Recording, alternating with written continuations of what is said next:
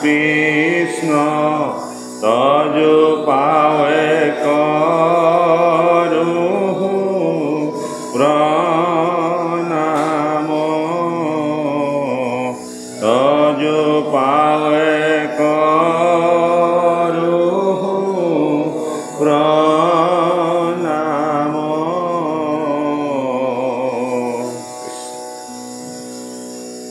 কৃষ্ণ পৰম ভক্তিভাজন বাপাই সমস্ত জয় জয়তে আপোনাক সকলোকে পৰম পবিত্ৰ এই ভাগৱত অনুষ্ঠানলৈ স্বাগতম জনাইছোঁ। পুনৰ আমি আকৌ লগ হ'লোঁ এই দ্বিতীয় বৈকুণ্ঠপুৰীত। আপোনাক আমি ঈশ্বৰে কৃপা কৰিছে পুনৰ লগ হোৱাৰ। সেয়েহে আজি এই পবিত্ৰ পৰম দিনত আমি ভাগৱতৰ তৃতীয় স্কন্ধৰ হিৰণ্যাক্ষ আৰু হিৰণ্যকশিপুৰৰ চৰিত্ৰ সম্পৰ্কে আমি পৰ্যালোচনা কৰি থকা হৈছিল।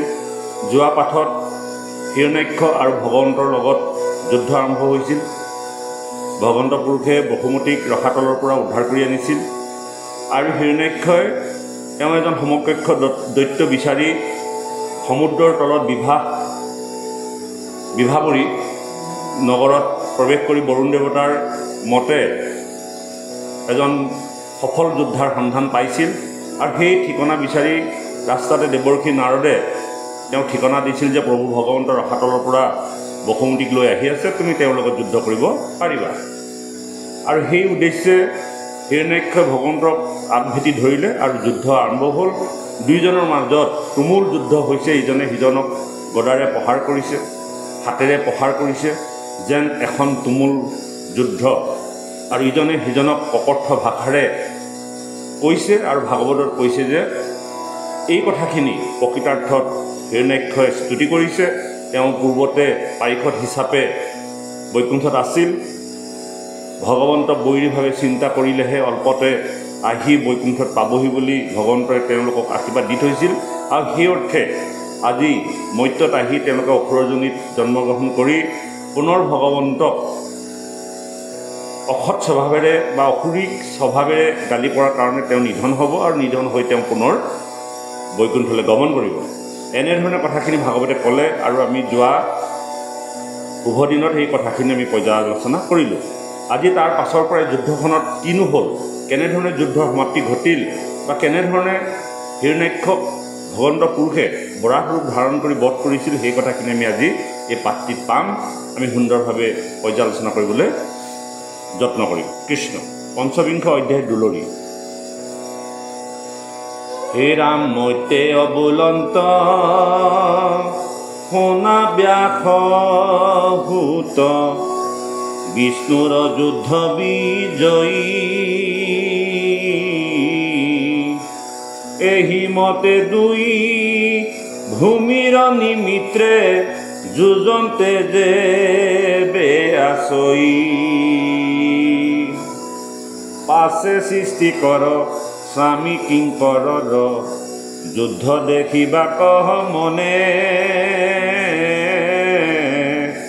শংখ জানে চৰি ঋষি গহমে আহিলন্ততে তীক্ষণে। এনেকুৱা এখন বিশাল যুদ্ধ হৈছে ভগৱন্ত পুৰুষৰ লগত অসুৰৰ যুদ্ধ। পৃথিৱী কম্পমান হৈছে, ত্ৰিভুৱন কম্পমান হৈছে, সমস্ত দেৱলোক আহিছে, ঋষিসকল আহিছে সেই যুদ্ধখন চাবলৈ, যে ভগৱন্তৰ লগত এক প্ৰবল দৈত্যই তুমুলভাৱে যুদ্ধ কৰিছে।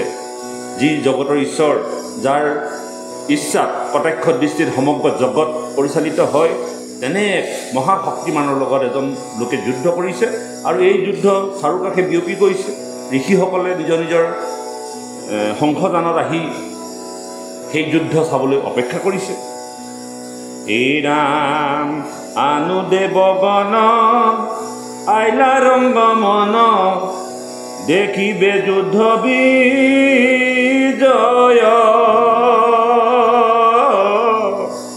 বিমানে চৰিয়া আকাশে ৰহিয়া হবে উমনে বাঞ্ছয় আমাহাৰ আজি দুখ খণ্ডিবন্ত ভগৱন্ত মহা হৰি আখ্যাতে দেখিব দৈত্য দুৰাচাৰ অধুগতি যাইবে মৰি। দেৱতাসকলে পৰম আনন্দিত হৈছে। যাৰ প্ৰতাপত সমগ্ৰ স্বৰ্গত গৈ তেতিয়া তেওঁলোকে উৎপাত কৰে। দেৱতাসকলে তেওঁলোকক ভিত্ৰৰ দৰে খাটিব লগা হয়, চাকৰ দৰে আলপৈচান ধৰিব লগা হয়।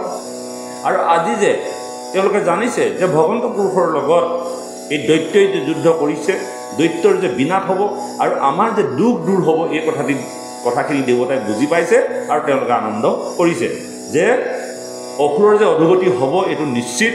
আৰু তেওঁ যি অতপালি উৎপাতত আমি থাকিব পৰা নাই, আমি তাৰ পৰা সকাহ পাম।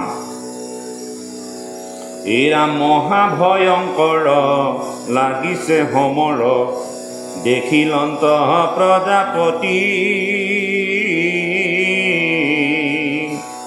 দৈত্যৰ পৰম প্ৰভাৱ আকলি বিস্ময় ভয়লন্ত ইয়াতি। এ ৰাম কৃতাঞ্জলি কৰি আঠবেথ কৰি প্ৰভু কবুলন্ত চাই শুনা মহেশ্বৰ ইটো ঘোৰ দৈত্য কৰয় যেন অন্যায়। কিমান যে দৈত্যটোৱে ভগৱন্তৰ ওপৰত অত্যাচাৰ কৰিছে, অন্যায় কৰিছে। গীতাঞ্জলি কৰি আঠে পেঠে প্ৰভুক চাই পেলাই কৈছে, এৰা তজু পৰায়ণ যত দেৱগণ যতে ক ব্ৰাহ্মণ চয় গৰু তিৰি আৰু দুখিত প্ৰাণীক হবাকো দুখ দিবয় মোৰ বৰ পাই কাকো ভয় নাই ই ভয় ললো কৰ কাল যুদ্ধ পশু যাই ফুৰয় সদাই যেন কুচৰিয়া মাল মায়াৰ বলত ভৈল নিৰংকুশ কাহাকো নকৰে ভয় দেখা ইটো দুষ্ট প্ৰচণ্ডয় গণি জ্বলন্তে যেন আশ্ৰয় এতেকে তোমাৰ ইটো দৈত্য হমে কিৰিবাক যোগ্য নয় সৰ্পৰ পুছত ধৰিয়া বালকে যেন খেৰি খেলা পয়। এটি শিশুৱে সৰ্পৰ নিগুৰত ধৰি যেনেকৈ খেল কৰে, ঠিক তেনেকৈ আজি দৈত্যজনৰ অৱস্থাও তেনেকুৱা হৈছে, ভগৱন্তৰ হাতত তেনেকুৱা এটা অৱস্থা হৈছে। গতিকে এইটো এটা সাংঘাতিক যুদ্ধ। এতেকে তোমাৰ ইটো দৈত্য হমে কিৰিবাক যোগ্য নহয়। সেইজন দৈত্যৰ লগত যুদ্ধ কৰিবলৈ ভগৱন্তৰ কোনো যোগ্যতা নাই, কাৰণ ইমান এটা সাধাৰণ, কিন্তু তাৰ পাছতো তেওঁ কি কৰিছে, অসুৰে ভগৱন্তৰ লগত যুদ্ধ কৰিবলৈ আগবাঢ়ি আহিছে। গতিকে এটা শিশুৱে যেনেকৈ সৰ্পৰ নিগুৰত ধৰি চুচুৰালে সৰ্পই যেনেকুৱা এটা কৰ্ম কৰিব, ঠিক আজি তেনেকুৱা এটা ভগৱন্তৰেও হিৰণ্যাক্ষক তেনেকুৱা এটা সিদ্ধান্ত কৰিব। হে ৰাম এটিখনে বাপ অভিজিত নাম মুহূৰ্ত হৈ আছে ভাল এই সময়ত দুৰ্জন দৈতক মাৰিও প্ৰভু কাল ক্ষণিতেকে আহি হৈভে সন্ধ্যা কাল দৈতৰ বাহিবে বল এহি জানি আক বধি দেৱতাক আধিও কৌতূহল সকলোৱে ভাবিছে যে যুদ্ধখন হৈ আছে দৈত্যক বঢ়া নাই ইতিমধ্যে সন্ধ্যা টাইম সময় হৈছে যদি সন্ধ্যা কেনেবাকৈ হৈ যায় তেতিয়াহ'লে দৈত্যবিলাকৰ বল বুদ্ধি বাঢ়ি যায় মনত ৰাখিব অসুৰৰ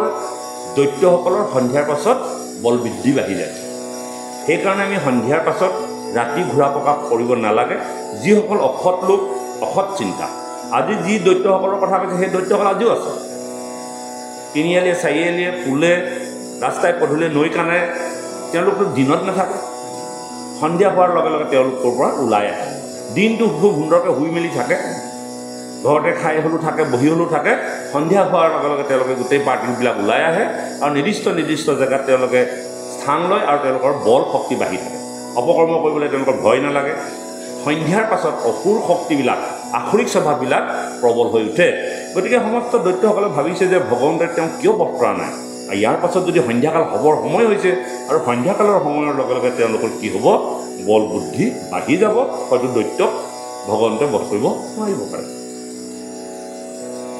শ্ৰীৰাম ক্ষণিতেকে আহি হৈবে সন্ধ্যা কাল দৈত্যৰ বাহিবে বল এহি জানি আক বধি দেৱতাক সাধিও কৌতূহল মুহুৰ আনন্দ তুমি অনন্তক দৈত্যে আহি পাইলে লাত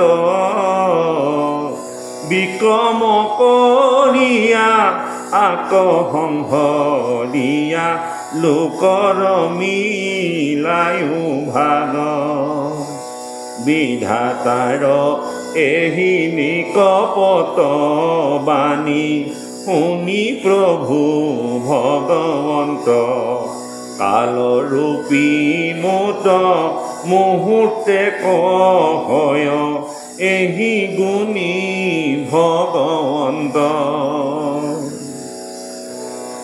পাছে প্ৰেমে আতি কটাইখে চাহিয়া ব্ৰহ্মাৰ বচন ধৰি যুঁজিবাক প্ৰতি দৈত্যে কহ মুখ ভৈলন্ত বৰাহ হৰি ভগৱন্তও এই কথাটো জানে ব্ৰহ্মাদেৱেও কৈছে যে তেওঁলোকে সন্ধ্যাকাল হোৱাৰ লগে লগে শক্তি বাঢ়ি যাব তেওঁলোকে প্ৰবল প্ৰতাপী হ'ব আৰু ভগৱন্তয়েও এই কথাখিনি জানি নিৰ্দিষ্ট সময়লৈ বাট চাইছে আৰু সময়ৰ আগে আগে তেওঁ কি কৰিব নিধন কৰিব পাছে প্ৰেমে আতি কটাক্ষে চাহিয়া ব্ৰহ্মাৰ বচন ধৰি যুঁজিবাক প্ৰতি দৈত্যে সন্মুখ ভৈলন্ত বৰাহ হৰি গতিকে ব্ৰহ্মাৰ কথাখিনি সাৰোগত কৰি সন্ধ্যাকালৰ পাছত যে তেওঁলোকৰ প্ৰবল শক্তি হ'ব আৰু ব্ৰহ্মাদেৱে কৈছে যে মই এনেকুৱা কিছুমান বৰ দিলোঁ যিটোৰ কাৰণে আজি তেওঁ ইমান শক্তিশালী হৈ গ'ল গতিকে সকলোখিনি কথা লক্ষ্য কৰি ভগৱন্ত পুৰুষে নিৰ্দিষ্ট সময়ত বৰাহ ৰূপ ধৰি তেওঁৰ সন্মুখত থিয় হয়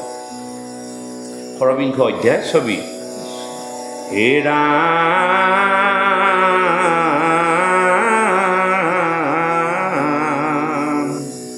দেখা প্ৰভু কৃপাময় নাহি কয় কিছু ভয় সন্মুখে ভময় দুৰাচাৰ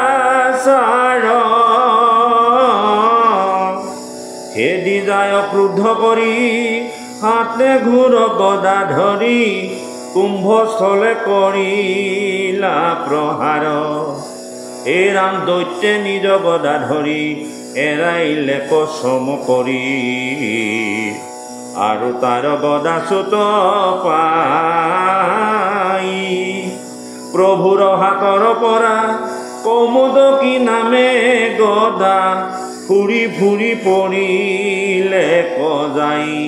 ইজনে সিজনে গদাৰে কোব দিছে। আনকি ভগৱন্তৰ কৌমদকী গদায়ে তেওঁৰ সমস্ত গদাবিলাকক খেদি ফুৰিছে আৰু দৈত্যৰ হাতৰ পৰা গদা সহায় পাইছে। প্ৰভুৰ হাত এ ৰাম, প্ৰভুৰ হাতৰ পৰা এ ৰাম, দৈত্যে নিজ গদা ধৰি এৰাইলে কচম কৰি, আৰু তাৰ গদা চুত পাই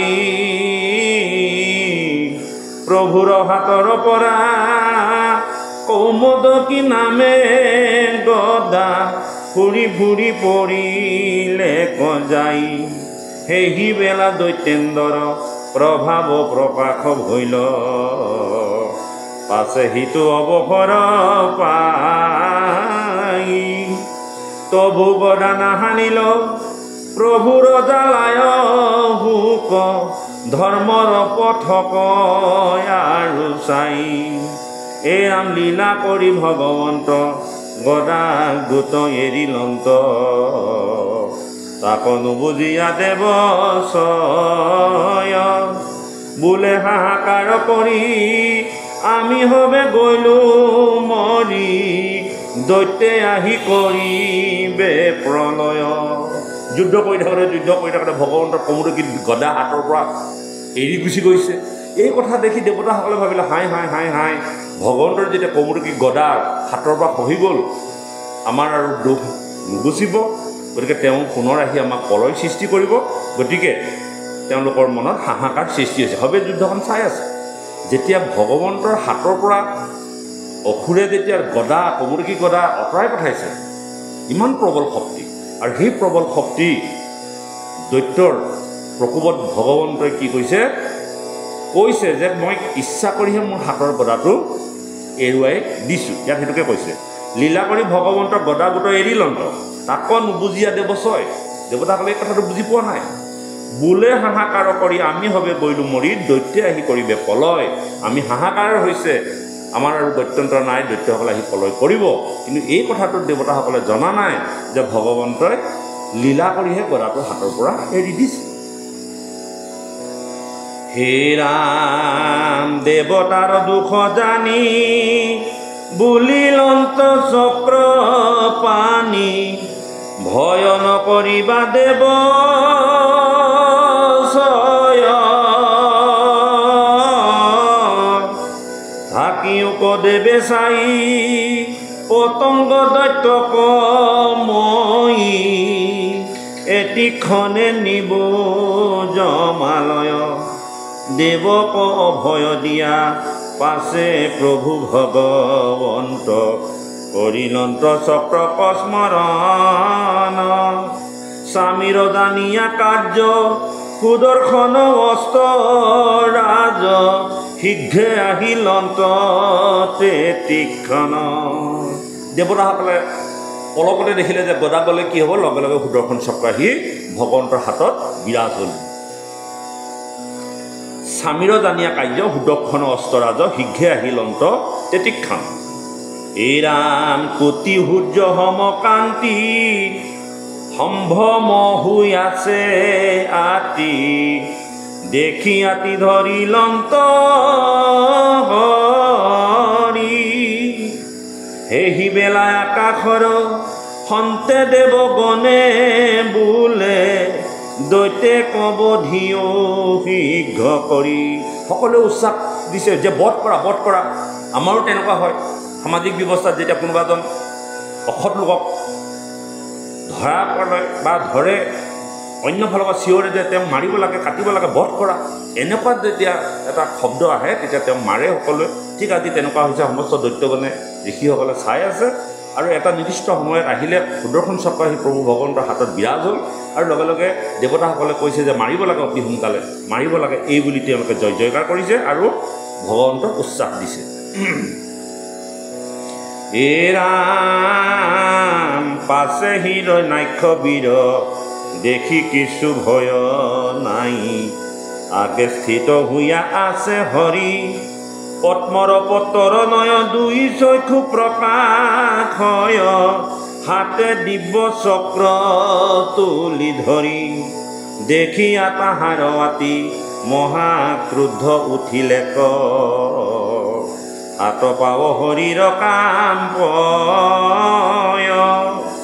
নিশ্বাস ফুকাৰে আতি ঘনে ঘনে কুৰ জাতি উঠ চুমি দান্ত কামোৰয়। যেন যেতিয়া চক্ৰ ধৰিলে লগে লগে ভগৱন্তৰ এনেকুৱা এটা খং ক্ৰোধ আহি গৈছে যে ঘন ঘন উশাহ লৈছে, দাঁতবিলাক কামুৰি ধৰিছে, এটা প্ৰচণ্ড মানে খং উঠিছে প্ৰভু ভগৱন্ত।